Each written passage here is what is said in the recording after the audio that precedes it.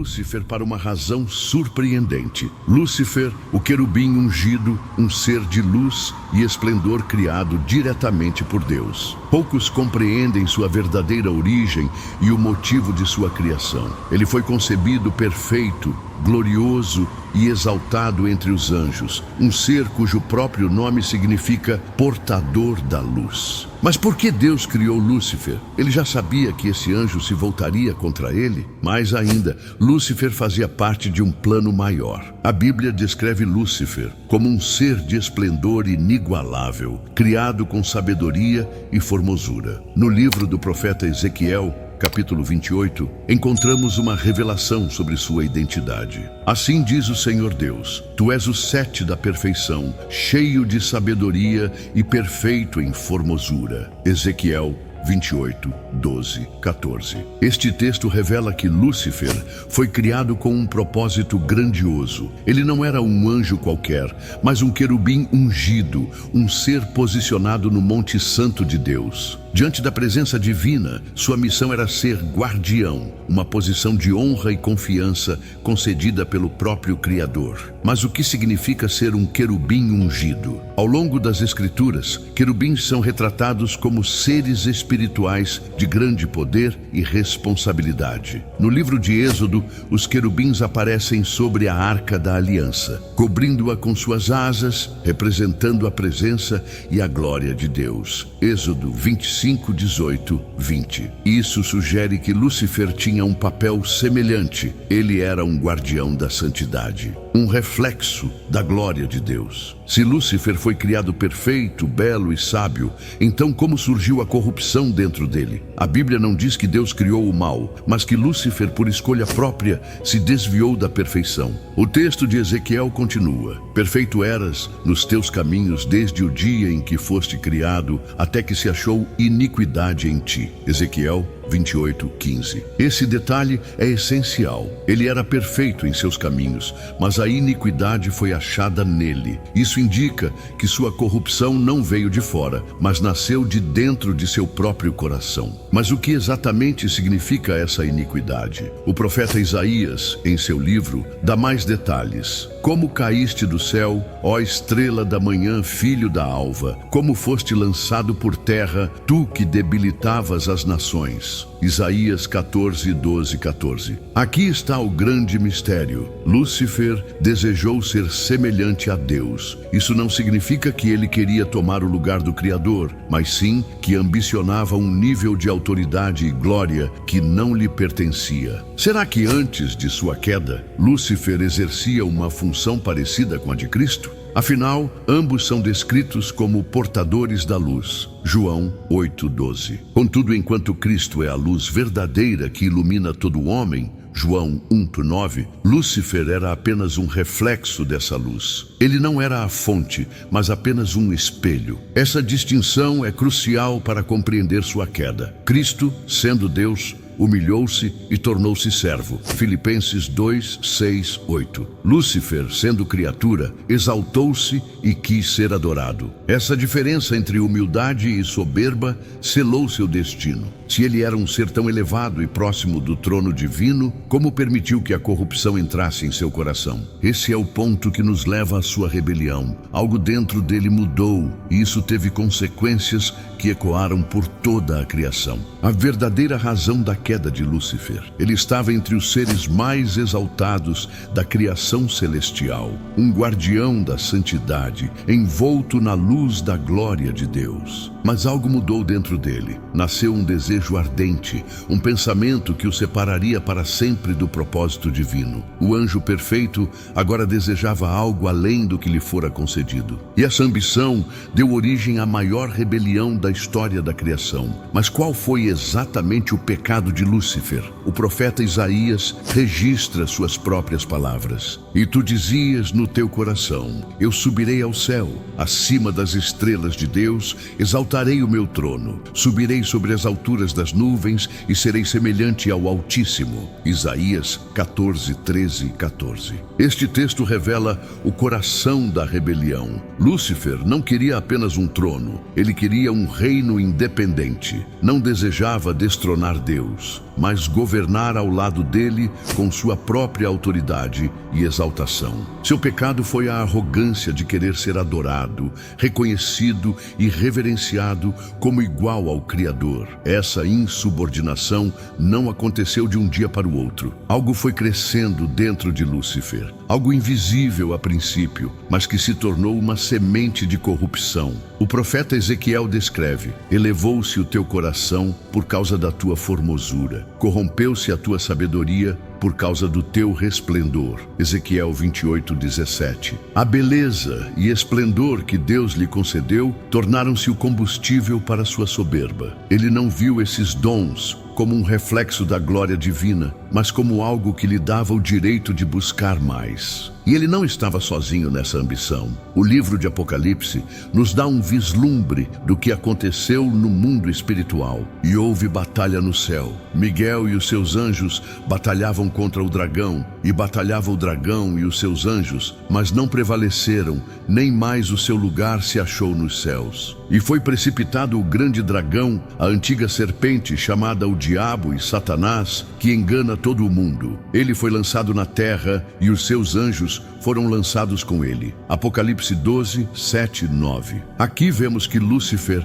não caiu sozinho. Ele conseguiu convencer 1/3 dos anjos a se juntarem à sua rebelião. Apocalipse 12, 4. Como ele fez isso? A Bíblia não entra em detalhes, mas podemos imaginar que ele usou sua astúcia, influência e palavras persuasivas para atrair aqueles que estavam sob sua liderança. Mas havia uma barreira que ele não previu: a fidelidade dos exércitos celestiais e a autoridade do próprio Deus. Quando o momento chegou, o arcanjo Miguel e os anjos fiéis a Deus se levantaram contra ele. O resultado foi uma guerra cósmica, uma batalha espiritual, que terminou com a expulsão definitiva de Lúcifer e seus seguidores. Lúcifer, o portador da luz, agora se tornava Satanás, o adversário, o enganador de toda a humanidade. Sua glória foi substituída pela vergonha, seu poder pela condenação, mas sua história estava apenas começando.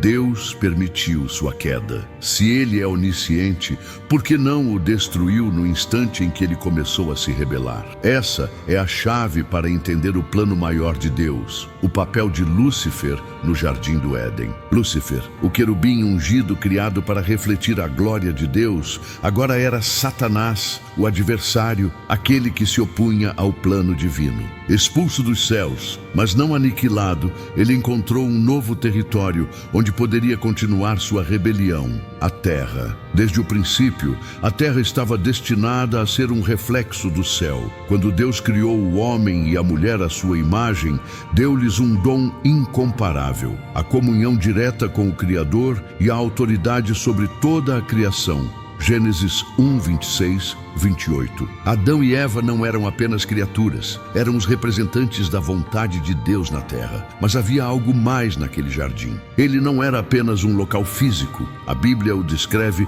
como um lugar de encontro entre Deus e o homem, um espaço onde o céu e a terra se tocavam. E foi ali que Satanás viu sua oportunidade. A serpente no Éden era Lúcifer. A Bíblia nos dá pistas claras sobre isso.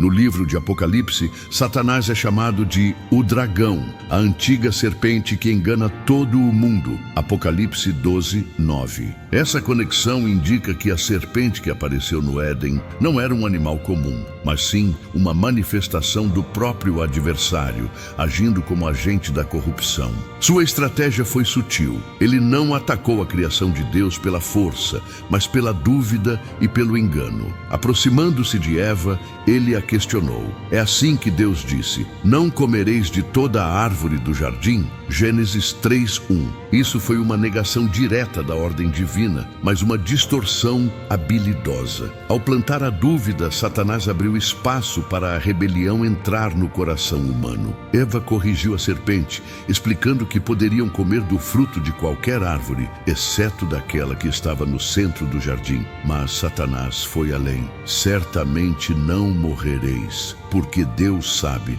que no dia em que dele comerdes, se abrirão os vossos olhos e sereis como Deus, conhecendo o bem e o mal. Gênesis 3, 4, 5. Aqui está o eco da mesma ambição que o fez cair. Serei semelhante ao Altíssimo. Isaías 14:14. Agora, ele oferecia ao homem o mesmo desejo que o corrompeu: ser igual a Deus. Eva, seduzida pela promessa de poder e conhecimento, tomou do fruto e comeu. Adão, que estava ao seu lado, fez o mesmo, e naquele instante o Éden se rompeu. Mas algo mais profundo aconteceu ali. Deus os expulsou do jardim e colocou querubins para guardarem o caminho da árvore da vida. Gênesis 3:24. Isso revela algo importante. O Éden não era apenas um paraíso perdido, mas um portal de acesso ao propósito original de Deus. Contudo, algo foi declarado ali, uma sentença que ecoaria por toda a história da humanidade. E porém inimizade entre ti e a mulher, e entre a tua descendência e a sua descendência. Esta te ferirá a cabeça, e tu lhe ferirás o calcanhar. Gênesis 3:15. É a primeira profecia messiânica registrada nas Escrituras. Deus estava declarando que um dia a descendência da mulher pisaria a cabeça da serpente, esmagando seu poder. Satanás venceu no Éden, mas sua vitória seria temporária. O plano de Deus já estava em andamento e a redenção da humanidade viria no tempo determinado. Mas por que Deus permitiu que tudo isso acontecesse? Se ele já sabia da rebelião de Lúcifer e da queda do homem, por que não interveio? Porque Deus criou Lúcifer se sabia que ele cairia. Antes de continuarmos, se este conteúdo tem abençoado sua vida, curta, comente e compartilhe seu amém nos comentários. Isso faz toda a diferença para alcançarmos mais pessoas. Se inscreva no canal, ative as notificações e confira a playlist especial no primeiro comentário ao final do vídeo. Continuando, se Deus é onisciente e sabia que Lúcifer se rebelaria, por que o criou? Por que permitir que um ser tão glorioso se tornasse o inimigo da criação? Essa é uma das questões mais profundas da teologia, e a resposta está na própria natureza do Criador. A Bíblia revela um princípio essencial. Deus não deseja servos programados, mas seres capazes de escolher amá-lo e segui-lo voluntariamente. O apóstolo Paulo escreve: porque nele foram criadas todas as coisas, nos céus e na terra, as visíveis e as invisíveis. Sejam tronos, sejam dominações, sejam principados, sejam potestades. Tudo foi criado por ele e para ele. Colossenses 1:16. Isso significa que tudo o que existe tem um propósito dentro do plano divino. Até mesmo aquilo que parece contrário à vontade de Deus. Se Deus tivesse criado apenas seres incapazes de escolher, não haveria adoração genuína. O livre-arbítrio é uma expressão do amor divino, pois sem liberdade não pode haver verdadeira devoção. Lúcifer e os anjos tinham essa liberdade, assim como a humanidade. Mas por que permitir a queda? A resposta está em um princípio surpreendente. Deus permitiu o mal para que o bem supremo pudesse ser revelado. O apóstolo Paulo expressa essa verdade de forma clara, porque Deus sujeitou todas as coisas à vaidade, não por sua própria vontade, mas por causa daquele que a sujeitou, na esperança de que também a própria criação será liberta da corrupção para a liberdade da glória dos filhos de Deus. Romanos 8:20 e 21. Esse versículo revela que Deus permitiu a existência do mal temporariamente, porque sabia que no fim sua glória se manifestaria de maneira ainda maior. Sem a queda de Lúcifer, não haveria um contraste entre luz e trevas. Sem o pecado, o mundo não conheceria a profundidade da graça. Sem a cruz, nunca conheceríamos o verdadeiro amor de Deus. O plano de redenção não foi uma resposta à rebelião, mas algo que já existia antes da fundação do mundo. Pedro escreve: sabendo que não foi com coisas corruptíveis como prata ou ouro que fostes resgatados, mas com o precioso sangue de Cristo, como de um cordeiro imaculado e incontaminado, o qual na verdade foi conhecido ainda antes da fundação do mundo. 1 Pedro 1, 18, 20. Isso significa que a morte e a ressurreição de Cristo já faziam parte do plano divino antes mesmo da criação. Deus sabia que o homem pecaria, que o diabo se levantaria contra ele e ainda assim permitiu tudo isso porque o final já estava decretado. Se Lúcifer nunca tivesse caído, a humanidade jamais conheceria a profundidade da misericórdia de Deus, a grandiosidade de sua justiça e a imensidão do seu amor. A rebelião não mudou o plano de Deus. Ela apenas revelou de forma mais intensa a glória daquele que governa todas as coisas. Mas se a queda de Lúcifer e do homem eram parte do plano, o que Deus realmente deseja para a humanidade? O destino final do mundo ainda reserva um grande mistério: a restauração de todas as coisas. O plano original de Deus, o Jardim do Éden, foi o ponto de partida da humanidade. Um lugar onde a presença de Deus era tangível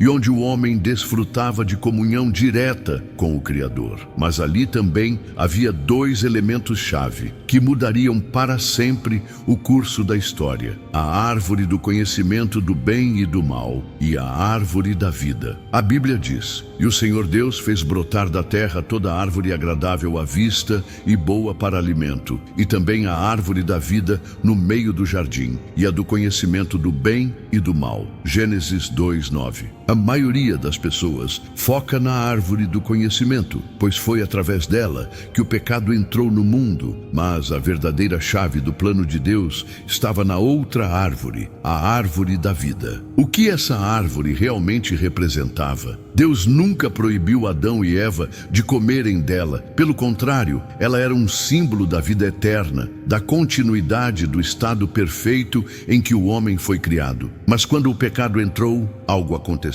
Então disse o Senhor Deus: "Eis que o homem se tornou como um de nós, conhecendo o bem e o mal. Ora, para que não estenda a sua mão e tome também da árvore da vida e coma e viva eternamente." O Senhor Deus o lançou fora do Jardim do Éden. Gênesis 3, 22, 23. Aqui há um detalhe impressionante. Se Adão e Eva tivessem comido da árvore da vida após a queda, estariam eternamente presos no pecado, sem chance de redenção. Por isso Deus os afastou do jardim. Não foi apenas um castigo, mas um ato de misericórdia. Mas essa árvore não desapareceu. A Bíblia nos mostra que ela retorna no final da história, na Nova Jerusalém. No meio da sua praça, e de um e de outro lado do rio, estava a árvore da vida, que produz 12 frutos, dando seu fruto de mês em mês, e as folhas da árvore são para a cura das nações. Apocalipse 22, 2. Isso significa que o plano de Deus nunca foi apenas restaurar o Éden original, mas levar a humanidade a um estado ainda mais elevado. Se o Éden era um reflexo do céu, a Nova Jerusalém será a sua plenitude. No Éden havia apenas um casal. Na Nova Jerusalém haverá uma multidão de redimidos. No Éden, a presença de Deus vinha ao entardecer. Na Nova Jerusalém, Deus habitará para sempre com os seus. O apóstolo João descreve essa glória final: "E vi um novo céu e uma nova terra, e ouvi uma grande voz do céu que dizia: Eis aqui o tabernáculo de Deus com os homens, pois com eles habitará, e eles serão o seu povo." Apocalipse 21, 1, 3. Tudo o que aconteceu, a queda de Lúcifer, o pecado no Éden, a história da humanidade, está convergindo para esse momento final. Mas se Deus está restaurando todas as coisas, o que acontecerá com aquele que tentou destruir esse plano? Qual será o destino final de Lúcifer? Desde o momento em que Lúcifer se rebelou, seu destino já estava decretado. Ele foi expulso do céu, amaldiçoado no Éden, derrotado na cruz, e no fim dos tempos encontrará sua condenação definitiva. Mas por que Deus não o destruiu imediatamente? Por que permitir que ele ainda tenha influência sobre o mundo? Isso está no propósito maior da soberania divina. A Bíblia ensina que Satanás não age fora do controle de Deus. Em diversas passagens, vemos que ele precisa de permissão até para tocar na vida dos homens. Jó 1, 6 12, Lucas 22, 31. Isso significa que Deus usa até mesmo a rebelião do inimigo para cumprir seu plano eterno. O próprio Cristo afirmou: agora é o juízo deste mundo, agora será expulso o príncipe deste mundo. De eu, quando for levantado da terra, todos atrairei a mim. João 12, 31, 32. Aqui, Jesus revela que a cruz marcou o começo do fim do domínio de Satanás. Ele já foi derrotado espiritualmente, mas sua sentença ainda não foi executada. A Bíblia nos dá uma visão detalhada de seu destino final. E o diabo que os enganava foi lançado no lago de fogo e enxofre, de onde estão a besta e o falso profeta. E de dia e de noite serão atormentados para todo sempre. Apocalipse 20, 10. Esse é o ponto culminante da história. Satanás será lançado no lago de fogo, não para governar, mas para ser condenado eternamente. Diferente do que muitos imaginam, ele não será um rei no inferno, pois o inferno não pertence a ele. Pelo contrário, Jesus disse: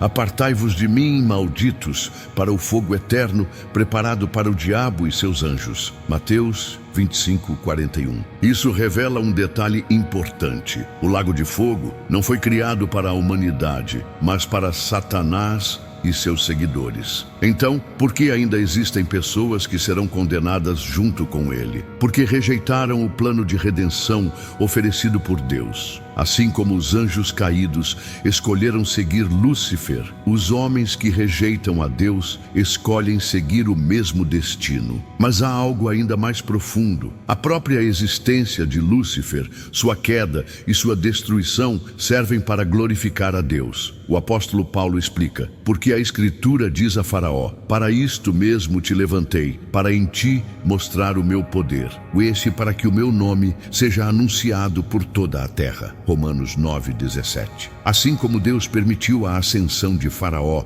para demonstrar seu poder na libertação do povo de Israel, ele permitiu a existência de Satanás para demonstrar sua justiça, santidade e soberania. No final da história, quando o diabo for finalmente lançado no lago de fogo, todo o universo verá que Deus é justo e que sua vitória sempre foi absoluta. O destino de Lúcifer não é apenas uma derrota pessoal, mas uma declaração eterna de que somente Deus é digno de honra e adoração. A queda de Satanás, o pecado do homem e toda a história da humanidade convergem para um único propósito: revelar a glória de Deus em sua totalidade. E assim o ciclo se fecha. O Éden será restaurado, a árvore da vida florescerá novamente e a humanidade redimida viverá para sempre na presença do Criador. Lúcifer, que tentou frustrar esse plano, descobrirá que sua rebelião apenas serviu para engrandecer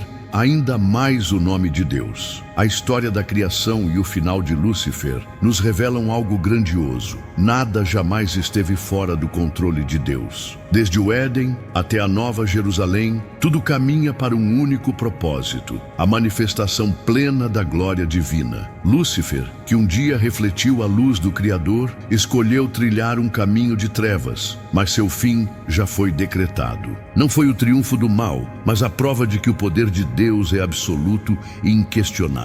O pecado entrou no mundo, mas a redenção já estava preparada antes mesmo da fundação da terra. Olhamos para a queda e vemos o estrago que o pecado causou. Mas quando olhamos para Cristo, vemos que a graça sempre foi maior. O plano de Deus nunca foi frustrado. Seu propósito sempre foi nos conduzir de volta ao estado original, não apenas como criaturas, mas como filhos reconciliados. E hoje, essa reconciliação continua ao alcance de todos aqueles que ouvem sua voz e se rendem ao chamado da salvação. O sacrifício de Cristo na cruz esmagou a cabeça da serpente e abriu o caminho para a vida eterna. Se você sente que se afastou dos caminhos de Deus ou deseja iniciar uma nova jornada rumo à salvação eterna, saiba que o Senhor está de braços abertos para recebê-lo. Comente aqui embaixo: eu te aceito, Senhor Jesus, como meu único e suficiente Senhor e Salvador, da minha vida. E se você já entregou sua vida a Cristo,